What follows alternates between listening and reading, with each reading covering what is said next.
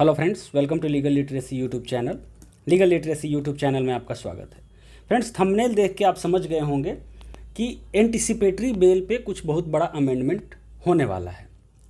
तो friends, anticipatory bell अब applicable होगा या नहीं होगा, इसके बारे में हम कंप्लीट डिस्कशन करेंगे। क्या अमेंडमेंट आने वाला है, इसका इम्पैक्ट क्या होगा और इसको किस तरह से हमें समझना चाहिए, इस पर कंप्लीट डिटेल लेंगे।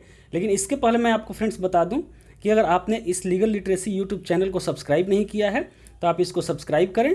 और यहाँ हम प्रोवाइड करते हैं आपको legal study material, career opportunities for law graduates, legal news updates and many more, जो और भी बहुत सारी चीज़ें जो कि आप लीगल ग्रेजुएट्स, लॉ ग्रेजुएट्स के लिए काफ़ी हेल्पफुल होता है।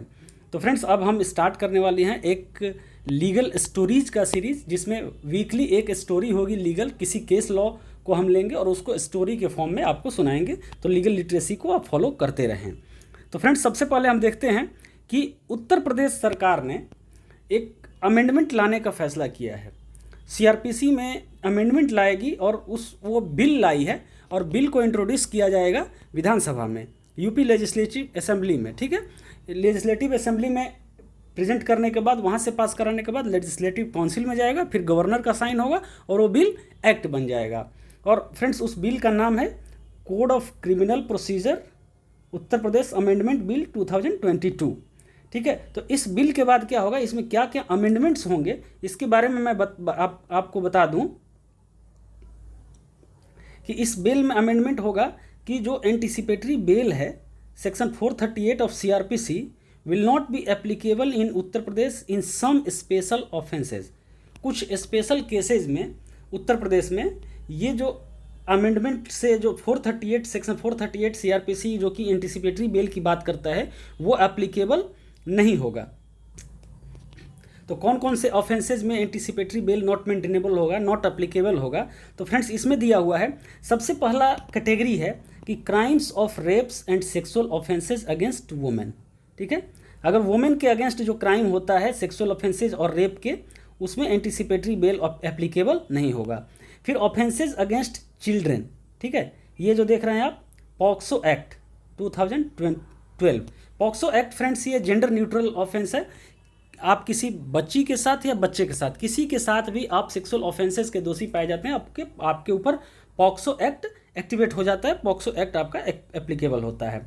तो पॉक्सो एक्ट में आपको एंटिसिपेटरी बेल की सुविधा नहीं मिलेगी। फिर उसमें अगर कोई भी ऑफेंस ऐसा है जिसमें गैंगस्टर एक्ट इन्वॉल्व है, ठीक है, गैंगस्टर एक्ट में आपको एंटिसिपेटरी बेल नहीं मिलेगी। और योगी सरकार का तो आपको पता है कि गैंगस्टर पे कितना सख्त है। और फिर उसके बाद आता है friends NDPS act, narcotic drugs and psychotropic substances act. जो एनडीपीएस, जो आप गांजा, चरस, अफीम, हीरोइन, इन सब का केसेज है, उसमें भी आपका एंटिसिपेटरी बेल एप्लीकेबल नहीं होगा। फिर उसके बाद आता है official secrets act. Official secrets act के आप अगर दोषी पाए जाते हैं, मतलब आप पे आरोप लगता है, तो आपका एंटिसिपेटरी बेल एप्लीकेबल नहीं होगा। और कोई भी ऐसा ऑफेंस जो कि कैपिटल पनिशमेंट, उसमें से एक one of the punishment is capital punishment. जैसे बहुत सारे ऑफेंसेज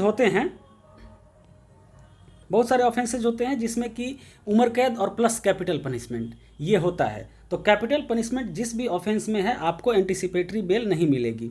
इसके पहले मैं फ्रेंड्स थोड़ा सा आपको बता दूं, अगर आप लॉ ग्रेजुएट्स हैं, लीगल बैकग्राउंड से हैं, तो आप जानते होंगे। अगर नहीं हैं तो मैं बता दूं, एंटिसिपेटरी बेल और ये जो है आपका रेगुलर बेल, दो बेल का कॉन्सेप्ट दो होता है।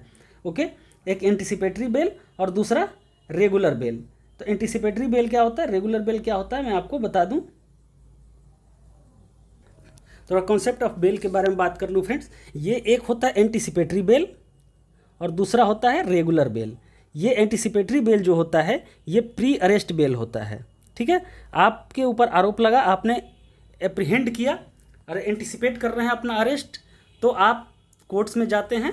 वो होता है सेक्शन 438 सीआरपीसी। सेक्शन 438 सीआरपीसी के तहत जाते हैं और सेशन कोर्ट में अपनी अर्जी लगाते हैं एंटिसिपेटरी बेल के लिए। वहाँ से मिल गया तो ठीक, अगर नहीं मिला तो आप हाई कोर्ट में जाते हैं। ठीक है, ये आपकी अरेस्ट होने से पहले आपको इसमें बेल मिल जाती है। ये होता है एंटिसिपेटरी बेल। उसके बाद आता है रेगुलर बेल। रेगुलर बेल का मतलब होता है कि आप अरेस्ट हो चुके हैं, उसके बाद आप सेक्शन 439 सीआरपीसी के तहत आप जाते हैं कहाँ पे, ये सेशन कोर्ट जाते हैं, वहाँ से मिल गया तो ठीक, फिर हाई कोर्ट जाते हैं, वहाँ से मिल जाता है या नहीं मिलता है, जो भी होता है। तो ये दो वेज हैं, 2 तरीके हैं बेल के, मतलब एक एंटिसिपेटरी है, एक रेगुलर है। तो अब क्या होगा कि उन कुछ स्पेशल केसेज में जिनका हमने जिक्र किया, उसमें आपका एंटिसिपेटरी बेल अब एप्लीकेबल ही नहीं होगा, आप एंटिसिपेटरी बेल मूव ही नहीं कर सकते हैं। ओके, और कंसेप्ट ऑफ बेल की बात कर लें थोड़ा सा। आप अगर जुडिशरी एग्जाम की तैयारी कर रहे हैं या पीओ की तैयारी कर रहे हैं या फिर किसी भी चीज़ की तैयारी कर रहे हैं जुडिशियल सर्विसेज से रिलेटेड, तो आपको ये याद थोड़ा सा रहना चाहिए कि चैप्टर, ये कौन सा, 33, चैप्टर 33 ऑफ सीआरपीसी में आपका बेल के बारे में प्रोविज़न दिया गया है। Provisions as to bail and bonds, वो स्टार्ट होता है सेक्शन 436 से और 450 तक ये चलता है। तो ये कॉन्सेप्ट ऑफ बेल था। इसके बारे में हम थोड़ा सा इसके बाद डिस्कस करते हैं फ्रेंड। सेक्शन 438 सीआरपीसी का जो एंटिसिपेटरी बेल है, इसका टेक्स्ट भी आप यहाँ से पढ़ सकते हैं, कंप्लीट टेक्स्ट है यहाँ पे। आप इसको वीडियो को पॉज करके पढ़ भी सकते हैं। और थोड़ा सा मैं आपको बता भी देता हूँ कि जो भी अगर आप एप्रीहेंड कर रहे हैं अपना अरेस्ट, तो आप इसमें अप्लाई कर सकते हैं, जो कि यूपी में अब अवेलेबल नहीं होगा कुछ सर्टेन ऑफेंसेज में। आगे आते हैं, फिर थोड़ा सा देखते हैं कि इसका ऑब्जेक्टिव क्या है, इससे फ़ायदा क्या होगा। अगर एंटिसिपेटरी बेल को योगी सरकार मतलब नॉट मेंटेनेबल कर रही है, नॉट एप्लीकेबल कर रही है यूपी में, तो इसका ऑब्जेक्टिव क्या है, क्यों कर रही है ऐसा, थोड़ा सा हम सोच लेते हैं। तो सबसे पहला फ्रेंड्स है कि इनको prompt collection of DNA and biological evidence in rape cases. कई बार क्या होता है कि रेप के केसेस आप पे लगे हुए हैं और रेप केसेस में आप एंटिसिपेटरी बेल ले लेते हैं, तो पुलिस को आपका जो डीएनए है और बायोलॉजिकल एविडेंस जो भी है वो कलेक्ट करने में मुश्किल होता है, उसको आप डिस्ट्रॉय कर देते हैं या फिर काफ़ी दिन बीत जाता है, तो उससे कुछ फ़ायदा नहीं हो पाता है इन्वेस्टिगेशन को, इन्वेस्टिगेशन में उसका फ़ायदा नहीं मिल पाता है। जैसे कि आपका सीमेन कलेक्शन लेता है या बाल या फिर कोई भी डीएनए का कलेक्शन लेता है, नाखून लेता है, तो उससे तो ये प्रॉम्प्ट कलेक्शन, जैसे ही सेक्सुअल ऑफेंस का एक्ट आप पे एक्टिवेट हुआ, सेक्सुअल ऑफेंस का आरोप लगा, तो इन्वेस्टिगेटिंग एजेंसी को क्या चाहिए, आपका डीएनए चाहिए, बायोलॉजिकल एविडेंस जो भी चीज़ चाहिए उनको जल्दी से जल्दी मिल सके। ठीक है, to prevent such biological evidences from being annihilated, इसके बारे में हम पहले में भी बात कर लिए कि वो इससे बचाव करना चाहता है कि अगर आप पे ये आरोप लगा और आप बायोलॉजिकल एविडेंसेज को इनहिलेट ना कर दें, मतलब डिस्ट्रॉय ना कर दें, इससे पहले कि आप अरेस्ट हों, आप ट्रायल में जाएं, कि आप उसके पहले आप इसको डिस्ट्रॉय ना कर दें। आगे आता है कि कई सारे और भी एविडेंसेज होते हैं, बायोलॉजिकल एविडेंसेज के अलावे भी बहुत सारे एविडेंसेज होते हैं, वो आप उनका डिस्ट्रक्शन ना करें। ठीक है, उनको आप डिस्ट्रक्शन ना करें, इसके लिए भी आपका अरेस्टिंग जरूरी है। इसके बाद होता है कि अगर आप बाहर निकल जाते हैं, तो बाहर निकल जाते हैं तो फियर और कोअर्सन, ठीक है, फियर और कोअर्सन विक्टिम पे और विटनेसेस पे ना करें। फियर मतलब कि उसको डरा धमका रहे हैं या फिर उसको कोर्स कर रहे हैं मतलब उस पर इन्फ्लुएंस ले रहे हैं, किसी भी तरह से उसको ल्योर कर रहे हैं, समझा बुझा रहे हैं। तो ये फ्रेंड्स ये ऑब्जेक्टिव है, ये उत्तर प्रदेश सरकार का ऑब्जेक्टिव है कि इस वजह से ये अमेंडमेंट आया है।